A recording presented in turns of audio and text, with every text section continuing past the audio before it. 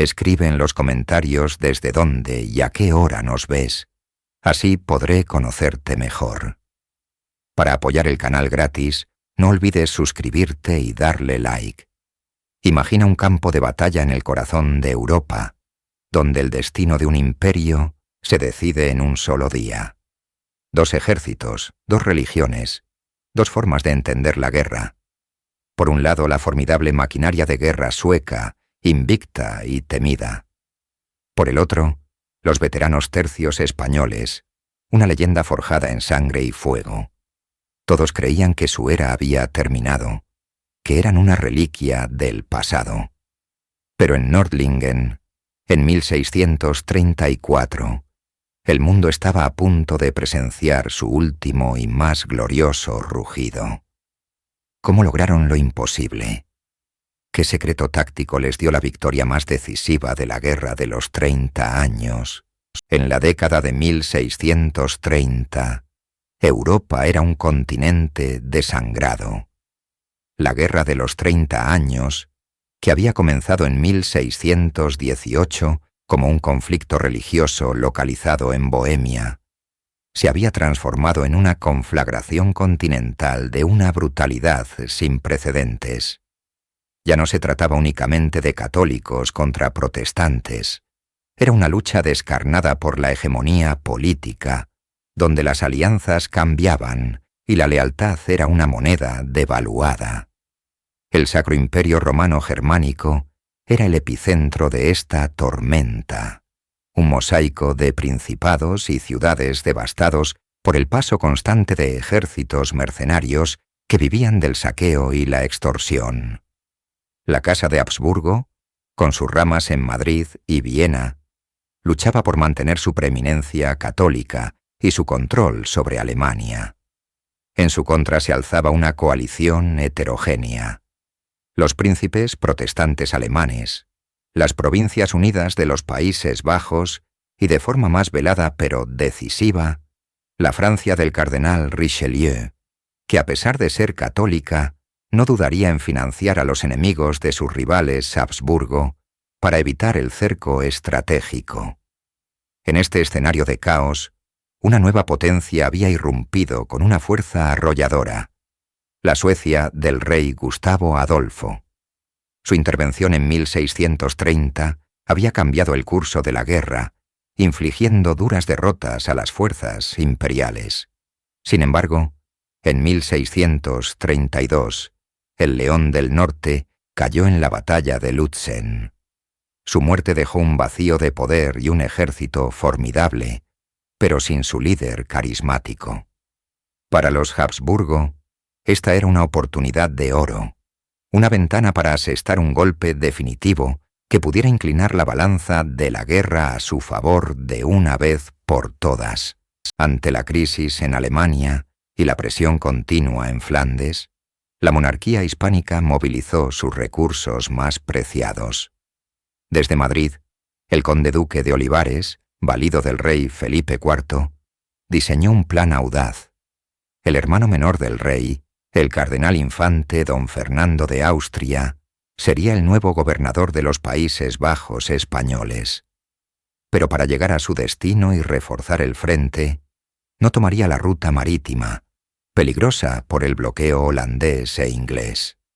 En su lugar, lideraría un ejército de veteranos a través del corazón de Europa, reviviendo la legendaria ruta del Camino Español.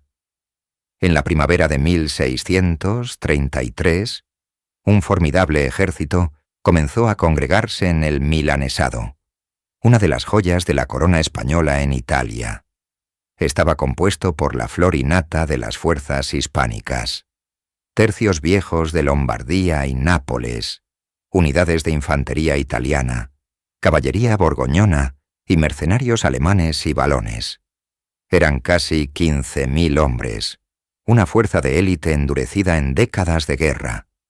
La marcha en sí fue una proeza logística y diplomática.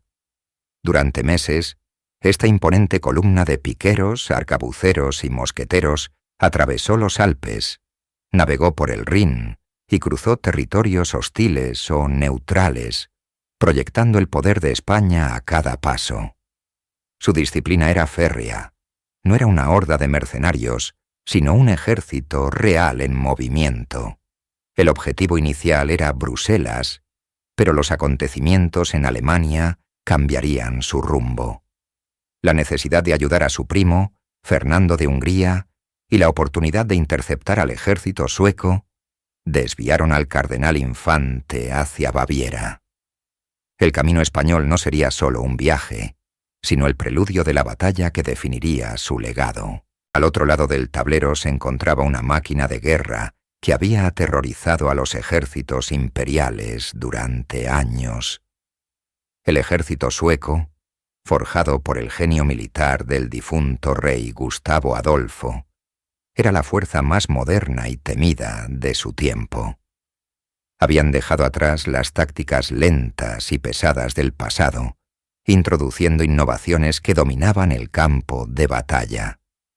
Su artillería era más ligera, numerosa y móvil, capaz de redesplegarse rápidamente para apoyar a la infantería. Sus mosqueteros, organizados en finas líneas, habían perfeccionado la técnica de la salva, una descarga coordinada y continua que desataba un muro de plomo sobre el enemigo. Su infantería, organizada en brigadas más pequeñas y flexibles que los masivos tercios españoles, podía maniobrar con mayor agilidad.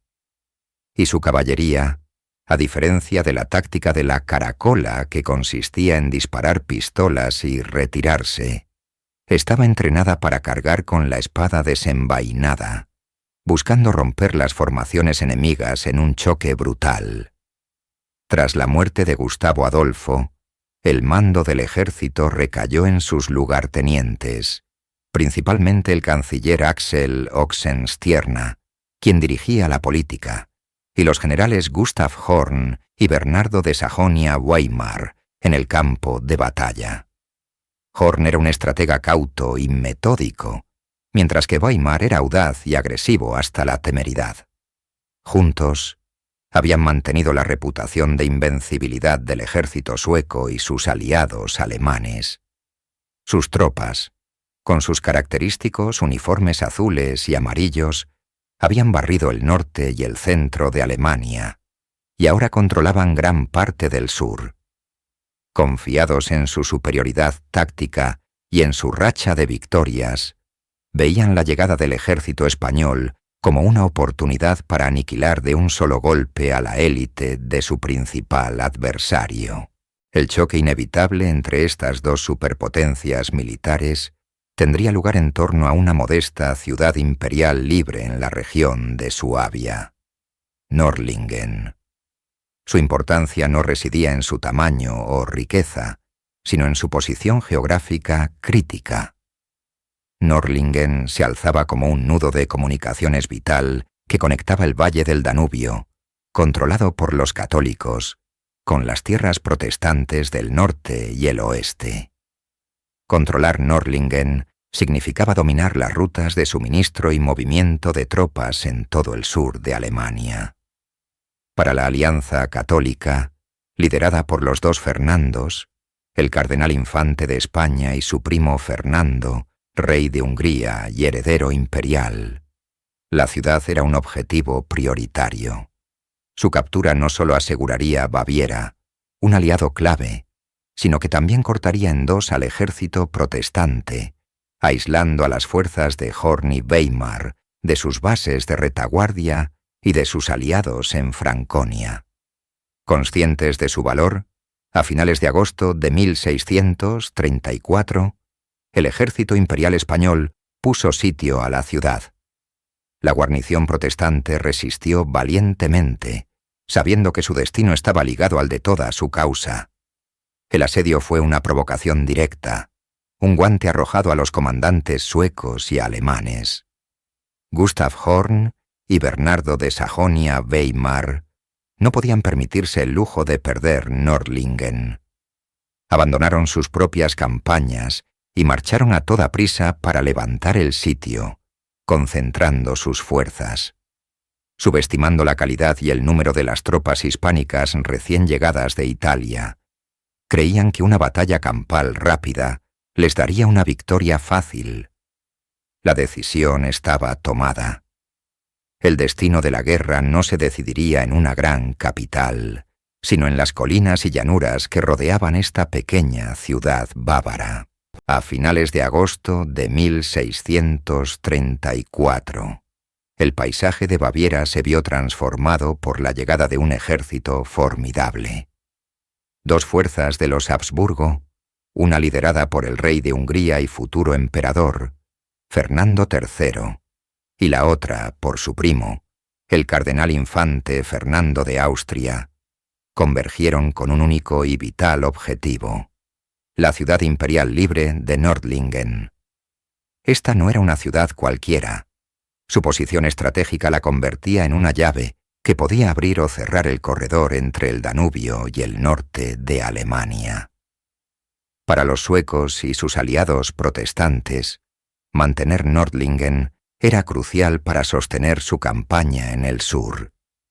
Para el bando católico, capturarla significaba cortar las líneas de suministro enemigas y reafirmar el poder imperial en la región.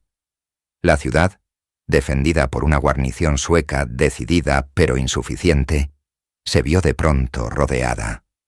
La pinza hispano-imperial se cerró con una eficiencia implacable. Se cavaron trincheras, se emplazaron baterías de artillería y un anillo de acero y pólvora comenzó a estrangular lentamente a Nördlingen. El estruendo de los primeros cañonazos rompió la paz del campo bávaro, anunciando el inicio del asedio. Los proyectiles impactaban contra las murallas medievales, sembrando el terror entre la población civil y la guarnición. Desde el interior de los muros, los mensajeros se escabullían al amparo de la noche, llevando desesperadas peticiones de auxilio al principal ejército protestante de la región. El mensaje era claro: si Nördlingen caía, la causa protestante en el sur de Alemania podría derrumbarse con ella. El tiempo se agotaba, y cada día que pasaba, el cerco se hacía más estrecho y la esperanza de los defensores menguaba. El terreno que rodeaba Nördlingen no era una llanura monótona. Estaba salpicado de colinas y bosques que ofrecían ventajas tácticas decisivas a quien supiera aprovecharlas. Cuando el ejército de socorro protestante se aproximó, sus comandantes analizaron el mapa del campo de batalla que se extendía ante ellos. Varias elevaciones dominaban la zona, pero una destacaba por encima de todas en importancia estratégica: la colina de Albuch. Situada al sureste de la ciudad, la Albuch no era la más alta, pero su posición era perfecta. Controlarla significaba dominar con la artillería el campamento imperial, las líneas de asedio y las principales rutas de aproximación. Quien poseyera la Albuch poseería la iniciativa.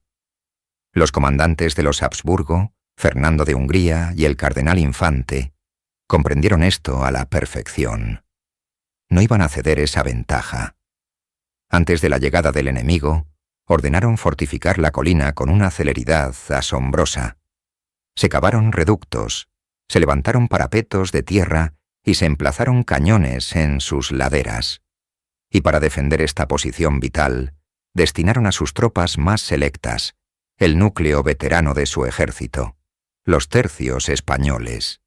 Eran soldados endurecidos por años de campañas en Flandes e Italia, considerados la mejor infantería del mundo. La colina de Albuch se transformó así en un erizo de picas, mosquetes y cañones, un bastión formidable que se erigía como el principal obstáculo para el ejército protestante. Romper el asedio de Nördlingen pasaba, inevitablemente, por conquistar esa colina. Sería allí donde la batalla encontraría su punto más sangriento y decisivo. Al frente del ejército protestante que marchaba al rescate de Nördlingen, se encontraban dos de los generales más reputados de la guerra de los 30 años, el mariscal sueco Gustav Horn y el duque alemán Bernhard de Sajonia-Weimar. Aunque luchaban por la misma causa, eran hombres de temperamentos y filosofías militares radicalmente opuestos. Gustav Horn era la encarnación de la cautela y la experiencia. Un veterano de las campañas de Gustavo Adolfo, era un estratega metódico, un maestro de la guerra defensiva y de la logística. Había aprendido que la paciencia y la elección del terreno a menudo valían más que la furia de una carga. Tras la muerte de su rey en Lützen, Horn representaba la prudencia y la preservación del veterano ejército sueco. En el otro extremo se encontraba Bernhard de Sajonia-Weimar. Joven, ambicioso, audaz hasta la temeridad, era un comandante que creía firmemente en la ofensiva y en la capacidad de un ataque decidido para quebrar la moral del enemigo. Su ambición personal era inmensa. Soñaba con forjarse su propio principado en Alemania con la punta de su espada. Esta dualidad en el mando generó una tensión palpable. Al llegar frente a la formidable posición imperial en Nördlingen, sus instintos chocaron. Horn, al observar las defensas en la colina de Albuch, abogó por la prudencia, sugiriendo maniobrar para cortar los suministros de los Habsburgo y forzarlos a una batalla en un terreno más favorable. Weimar, por el contrario, desestimó la fuerza del enemigo, especialmente de los españoles a quienes no había enfrentado, y exigió un asalto frontal e inmediato. La falta de un comandante supremo con autoridad incuestionable se convirtió en la mayor debilidad del ejército protestante. Al final, la impetuosa voluntad de Weimar se impuso a la cautela de Horn, sellando el destino de miles de hombres.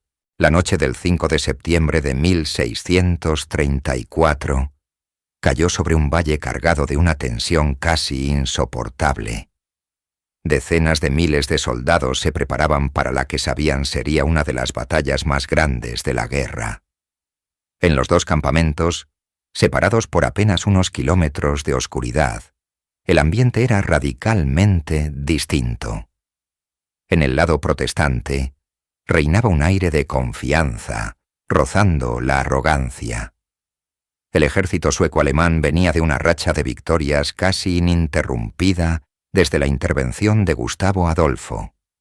Habían barrido a los ejércitos imperiales en Breitenfeld y Lützen, y muchos de sus soldados, especialmente los alemanes al mando de Weimar, subestimaban a su nuevo adversario. Consideraban a los tercios españoles como una reliquia del pasado, una fuerza lenta cuya reputación estaba inflada. La decisión de atacar al amanecer estaba tomada, y mientras afilaban sus espadas y limpiaban sus mosquetes, la conversación estaba llena de bravuconería y de la certeza de una victoria rápida. En el campamento católico, la atmósfera era más sombría, pero también más resuelta. El cardenal Infante y Fernando de Hungría habían dispuesto sus fuerzas en una posición defensiva casi perfecta. Los veteranos de los tercios, apostados en la crucial colina de Albuch, no compartían la soberbia de sus oponentes. Sabían lo que era el combate encarnizado y se preparaban para ello con una profesionalidad fría. Los sacerdotes recorrían las filas ofreciendo la absolución, mientras los hombres rezaban en silencio o compartían un trago de aguardiente. No había exceso de confianza, solo una determinación férrea.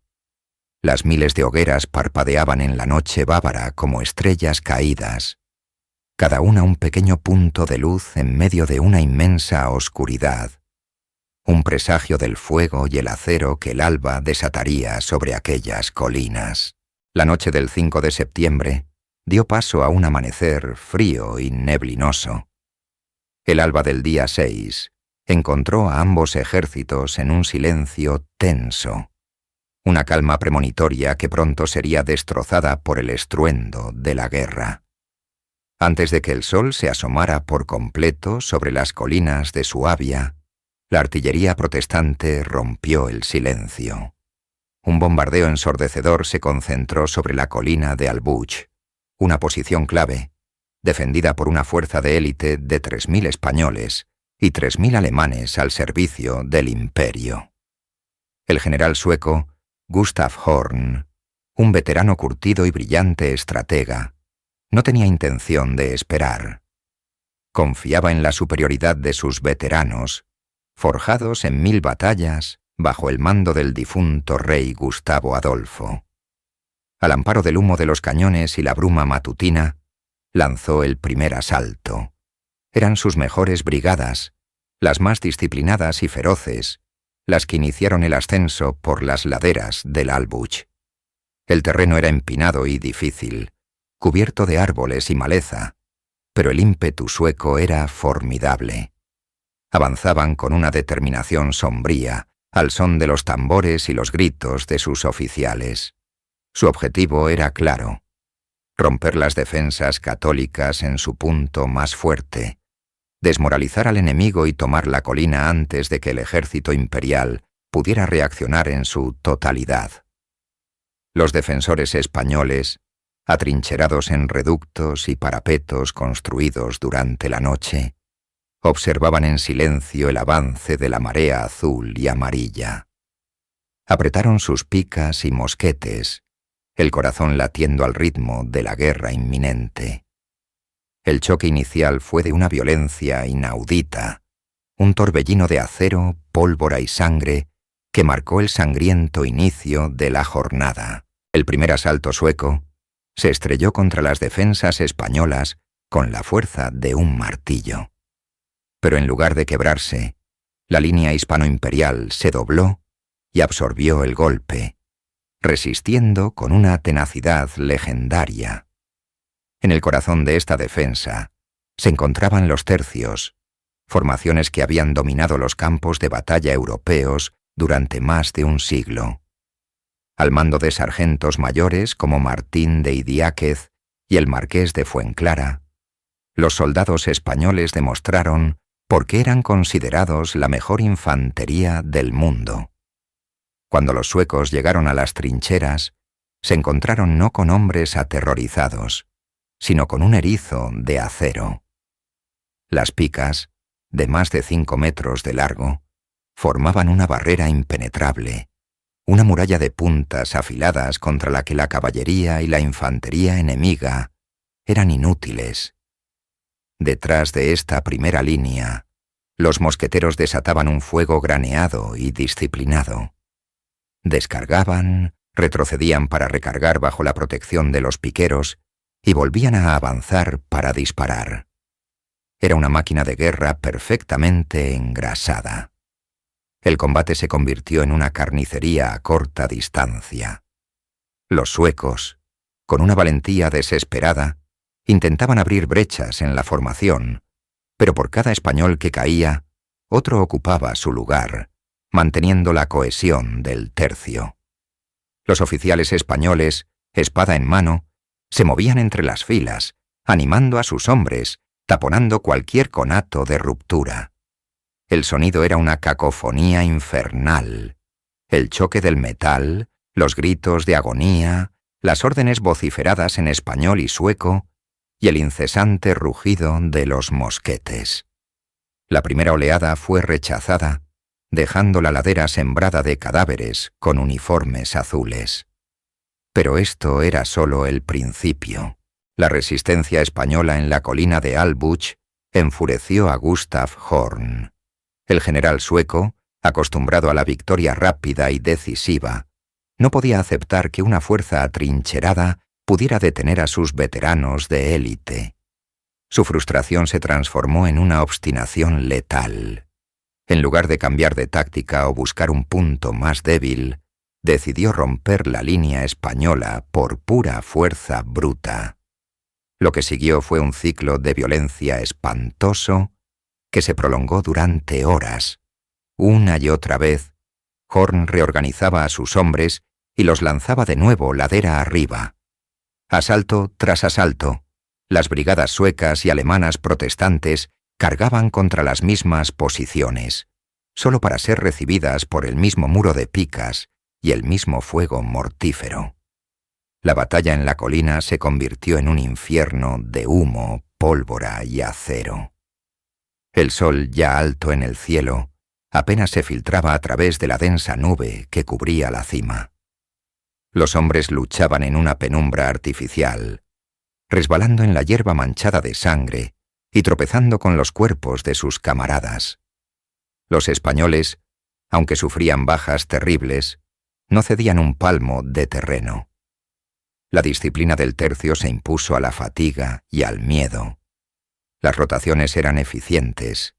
Las líneas traseras avanzaban para relevar a las frontales, permitiendo a los soldados un breve respiro para beber agua y recargar, antes de volver a la masacre. Los cronistas de la época hablan de hasta 15 asaltos distintos contra la misma posición. Cada carga era un acto de valor suicida. Cada defensa, una proeza de resistencia sobrehumana. La colina de Albuch se había convertido en un matadero, un punto focal donde el destino de la guerra de los 30 años se estaba decidiendo en una orgía de sangre y hierro. La obsesión de Gustav Horn con la colina de Albuch se convirtió en su perdición. Mientras lanzaba una y otra vez a sus mejores tropas contra el inexpugnable muro español, su visión estratégica se redujo a ese único punto del campo de batalla. Consumido por la frustración y la necesidad de romper la línea enemiga a cualquier costo, cometió un error fundamental que cambiaría el curso de la batalla y posiblemente de la guerra. Al concentrar casi todas sus reservas y sus unidades de élite en los asaltos frontales, Horn descuidó peligrosamente su flanco izquierdo. Las unidades que debían proteger ese sector fueron debilitadas, desplazadas o arrastradas al vórtice de la lucha en la colina. Se creó un vacío, un punto débil en el despliegue protestante que no pasó desapercibido para los agudos ojos del cardenal infante don Fernando de Austria y su primo, Fernando III de Hungría. Desde su puesto de mando, los comandantes católicos observaron con creciente interés cómo la furia de Horn desorganizaba su propio ejército. Vieron la oportunidad que habían estado esperando. Mientras los suecos se desangraban inútilmente contra las picas españolas, el resto del ejército hispano-imperial permanecía relativamente fresco y en perfecta formación. El cardenal infante, un estratega consumado a pesar de su juventud, comprendió que el momento de pasar de la defensa al ataque había llegado. Se dio la orden. La caballería imperial y las brigadas italianas y alemanas, que habían estado esperando pacientemente, comenzaron a moverse. Su objetivo no era la colina, sino el debilitado y expuesto flanco izquierdo del ejército de Horn. La trampa estaba a punto de cerrarse. El general sueco, cegado por su asalto frontal, no se percató del peligro mortal que se cernía sobre él hasta que fue demasiado tarde. El sol de la tarde comenzaba a descender, proyectando largas sombras sobre un campo de batalla teñido de rojo y cubierto de cadáveres. Las brigadas suecas, diezmadas y exhaustas, tras más de 15 asaltos fallidos contra la colina de Albuch, vacilaban. Su legendaria disciplina se resquebrajaba bajo la presión incesante y las terribles bajas infligidas por los tercios españoles. Era el momento que el cardenal infante y el rey de Hungría habían estado esperando con una paciencia de depredador. En el flanco derecho imperial, ocultos hasta entonces tras el terreno, miles de jinetes esperaban la orden. Coraceros con petos pulidos, dragones con sus arcabuces y la caballería ligera croata, todos tensos en sus sillas. La señal fue dada. Un único estruendo de clarines cortó el aire, y la tierra comenzó a temblar. Como una avalancha de acero y furia, la caballería imperial se lanzó ladera abajo. El ímpetu de la carga era aterrador. Los regimientos protestantes, ya desorganizados y con la moral por los suelos, apenas tuvieron tiempo de reaccionar. Las formaciones que intentaron girar para hacer frente a la amenaza fueron arrolladas sin piedad. El choque fue brutal, una colisión de metal, carne y hueso. Los coraceros, actuando como un martillo masivo, penetraron profundamente en las líneas suecas, rompiendo sus cuadros de picas y mosquetes como si fueran de cristal. La caballería de Sajonia-Weimar intentó un contraataque desesperado, pero fue barrida por la superioridad numérica y el impulso arrollador de los imperiales. El flanco izquierdo protestante, el ancla de su ejército, se desintegró en cuestión de minutos bajo esta tormenta de hierro. La táctica del yunque y el martillo se había ejecutado a la perfección. Los tercios en la colina fueron el yunque inamovible, y ahora la caballería era el martillo que lo destrozaba todo. La carga de la caballería fue la chispa que encendió la pira. Al ver el flanco protestante colapsar bajo los cascos de sus aliados, los veteranos de los tercios españoles y los regimientos imperiales que habían resistido heroicamente durante horas en la colina de Albuch, supieron que su momento había llegado. Un grito gutural, forjado en un siglo de batallas desde Pavía hasta Flandes, resonó a lo largo de toda la línea católica. Santiago y Cierra, España, ya no era una defensa, era una sentencia. Las picas que habían formado un erizo impenetrable se inclinaron hacia adelante. Los inmensos cuadrados de infantería, esas fortalezas humanas, comenzaron a moverse al unísono. Un lento pero imparable avance ladera abajo. Los mosqueteros y arcabuceros, recargando con una velocidad y disciplina asombrosas, avanzaban en las mangas, desatando descargas continuas que barrían las filas enemigas. El sonido era ensordecedor, el retumbar de los tambores marcando el paso, el estruendo de miles de disparos, el chocar del acero y el grito de guerra que helaba la sangre de sus adversarios. El contraataque no fue una carga desordenada, sino una ofensiva metódica y aplastante. El tercio de Idiáquez, el de Fuenclara y los demás regimientos españoles avanzaron con una cohesión letal, empujando a los restos de las brigadas suecas hacia el valle. Las unidades alemanas al servicio de los protestantes, viendo el desastre en su flanco y enfrentándose ahora a la presión frontal de la mejor infantería del mundo, comenzaron a ceder. La línea de mando sueca, ya en desorden, se desvaneció por completo. El avance católico se convirtió en una marea incontenible que barría todo a su paso, transformando la vacilación del enemigo en una derrota total y absoluta. La colina por la que tanta sangre se había derramado era ahora la plataforma de lanzamiento para el golpe de gracia. Lo que había comenzado como una retirada táctica en el flanco izquierdo se convirtió en un instante en una desbandada generalizada. El pánico es una enfermedad contagiosa en el campo de batalla y en Nördlingen se propagó como un incendio forestal. Con la caballería imperial causando estragos en su retaguardia y los imponentes tercios avanzando inexorablemente desde el frente, el ejército protestante se rompió. La disciplina, el orgullo y la cohesión que habían llevado a los suecos y a sus aliados alemanes a la victoria en Lützen y Breitenfeld se evaporaron bajo el sol bávaro. Los regimientos se disolvieron en una masa caótica de hombres aterrorizados.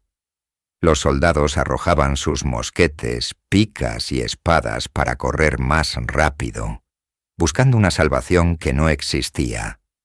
Los oficiales gritaban órdenes que nadie obedecía, siendo arrastrados por la marea humana que huía. La retirada ordenada que Bernardo de Sajonia-Weimar intentaba organizar se convirtió en una carrera desesperada por la supervivencia. El campo de batalla se transformó en un escenario de masacre. La caballería ligera, especialmente los croatas, se ensañó con los fugitivos, acosándolos sin piedad y sin dar cuartel. La ruta de escape hacia la ciudad de Nördlingen se convirtió en un cuello de botella mortal. Miles de hombres intentaban cruzar los puentes y las puertas, creando un atasco humano que los convertía en un blanco fácil para la artillería y la caballería imperial. Los estandartes, el símbolo del honor de un regimiento, yacían abandonados en el barro junto a los tambores, los cañones y los carros de suministros. En pocas horas, uno de los ejércitos más formidables de Europa había dejado de existir. No era una simple derrota, era una aniquilación, un colapso total de la voluntad de lucha que dejaría una cicatriz imborrable en la causa protestante durante la guerra de los 30 años. En medio del caos y la desintegración de su ejército, una figura destacaba por sus fútiles intentos de restaurar el orden: el mariscal de campo sueco, Gustavo Horn. Junto con Bernardo de Sajonia-Weimar, era el comandante supremo del ejército protestante, un estratega brillante y un veterano de innumerables campañas bajo el legendario Gustavo Adolfo. Mientras Bernardo lograba escapar por poco del cerco con un puñado de jinetes, Horn se negó a abandonar a sus hombres. Se le vio cabalgando de un lado a otro, espada en mano, tratando de reunir a los aterrorizados soldados para formar una última línea de defensa cerca de las murallas de Nördlingen. Su valentía era innegable, pero su causa estaba perdida. Rodeado por la marea de sus propios hombres en fuga y presionado por los escuadrones de dragones imperiales que se cernían sobre él, su situación se volvió insostenible. Finalmente, con un pequeño grupo de sus oficiales más leales, fue acorralado en un pequeño bosque a las afueras de la ciudad. Tras un breve pero feroz combate, superado en número y sin esperanza de rescate, el mariscal Horn se vio obligado a rendirse. La captura del mariscal fue el broche de oro de la victoria católica y la máxima humillación para Suecia.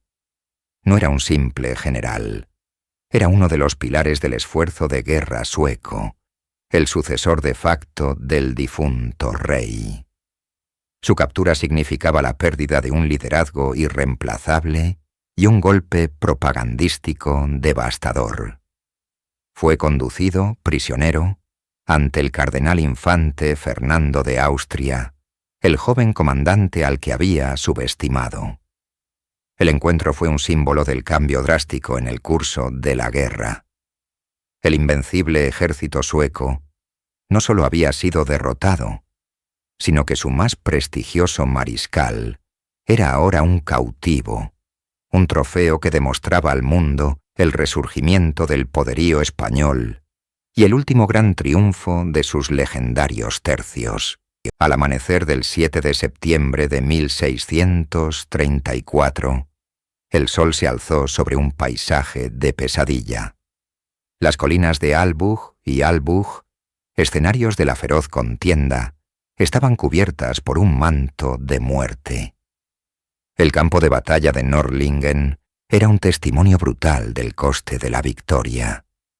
Miles de cuerpos, tanto católicos como protestantes, yacían entrelazados en el barro y la hierba, sus uniformes rasgados y teñidos de sangre. El aire, denso y fétido, transportaba los lamentos de los heridos, un coro macabro que contrastaba con el silencio de los muertos.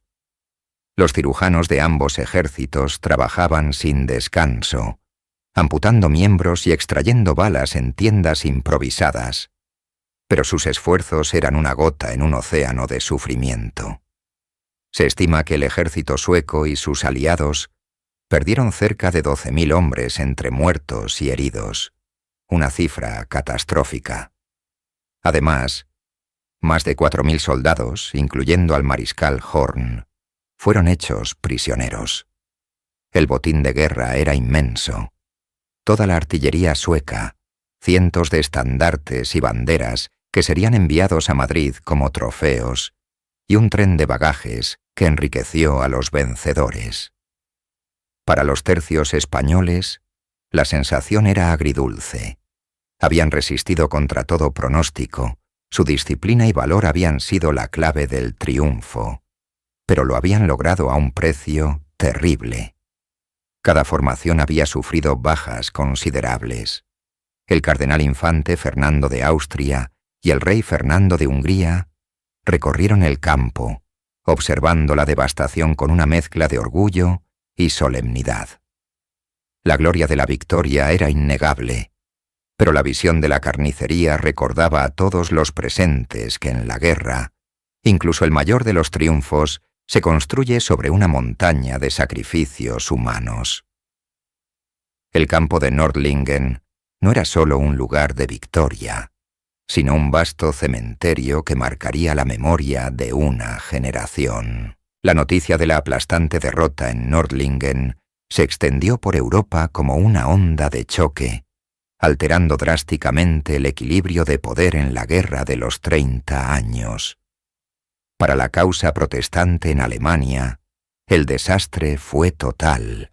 El ejército sueco, que había sido la fuerza dominante en el Sacro Imperio desde la llegada de Gustavo Adolfo, quedó prácticamente aniquilado. Su prestigio y su capacidad militar se hicieron añicos en una sola jornada. La Liga de Heilbronn, la alianza de estados protestantes alemanes liderada por Suecia, se desintegró casi de inmediato. Sin un ejército que los protegiera, muchos príncipes y ciudades alemanas se apresuraron a abandonar la causa y a buscar la paz con el emperador Fernando II. En las semanas y meses siguientes, las guarniciones suecas en el sur de Alemania se rindieron una tras otra. El ejército católico, liderado por los dos Fernandos, avanzó sin apenas oposición, reconquistando Württemberg, el Palatinado renano y vastas franjas de territorio que habían estado bajo control protestante durante años. La ruta del Camino Español, vital para el esfuerzo bélico de la monarquía hispánica, quedó completamente asegurada. El canciller sueco, Axel Oxenstierna, se enfrentó a una crisis sin precedentes, viendo cómo el imperio báltico que tanto había costado construir se desmoronaba. Sin embargo, la consecuencia más significativa de Nördlingen fue la reacción de Francia. El cardenal Richelieu, que hasta entonces había apoyado a los protestantes de forma encubierta con subsidios, comprendió que la causa sueca estaba perdida. Ante el riesgo de un triunfo total de los Habsburgo que rodearía a Francia, tomó una decisión trascendental: la intervención directa. La victoria de Nördlingen, diseñada para acabar la guerra, irónicamente provocó su escalada. En 1635, Francia declararía formalmente la guerra a España, transformando un conflicto alemán en una contienda europea a gran escala. Nördlingen fue, sin duda, la apoteosis del poder militar de los tercios españoles en el siglo XVII. Fue la demostración final y más contundente de su legendaria disciplina, su capacidad de resistencia y su letal eficacia en el campo de batalla. La imagen de los cuadros españoles aguantando impávidos las cargas de la élite sueca se convirtió en un símbolo de la invencibilidad hispánica. En Madrid, la victoria fue celebrada con un júbilo desbordante, vista como una intervención divina que reafirmaba el papel de España como defensora de la fe católica. Se escribieron obras de teatro, se pintaron cuadros y se compusieron poemas para inmortalizar la hazaña. Parecía que la balanza de la guerra se había inclinado definitivamente a favor de la Casa de Austria. Sin embargo, la historia, con su cruel ironía, convertiría este cenit en el preludio de un lento y doloroso declive. La victoria fue tan completa que forzó la mano del último gran actor que permanecía en la sombra, la Francia del cardenal Richelieu. La entrada de Francia en la guerra en 1635 cambió por completo la naturaleza del conflicto.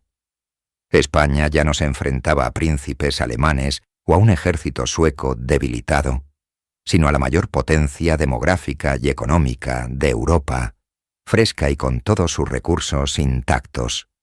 La guerra se expandió a nuevos frentes: los Pirineos, Flandes, Italia. Los recursos de la monarquía hispánica, ya estirados al máximo, comenzaron a resquebrajarse.